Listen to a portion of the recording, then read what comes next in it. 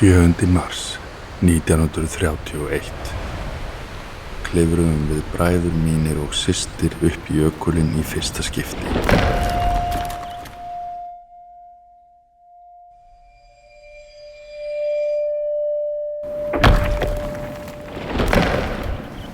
Það svolítið síðan ég hef komið hérna en ég veit ekki annað hér sé allt í lagi, ég er búinn að opna húsið og... Það er eins og ekki, en það er alveg eins og það var í gær sem hann fór hérna. Það er ekki?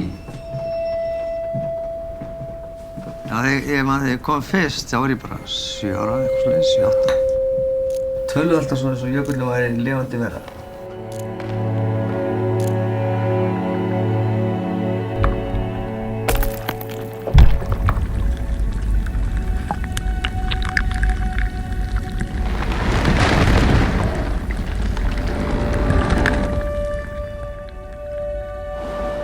Mér fannst ég vera að koma hingað og taka myndir á þetta hverfur allt saman.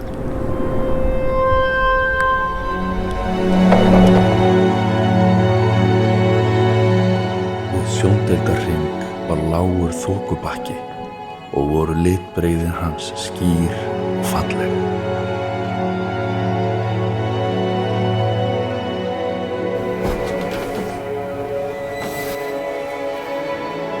Dagbækurnar að smosa.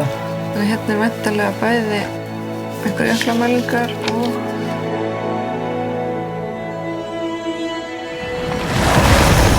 kannski allir þessi sem eru búin að ferðast á jöklinum hérna í gamla daga eru svona einhver leyti svona varðveittir í jöklinum.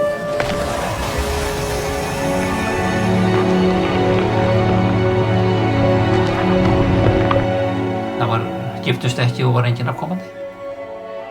Þeirra ættræðulega deyr út. Frá því 1890 hefur samdráttur aukist og sérstaklega þynning margra jöklanna. Þetta hefur verið skelfilegt.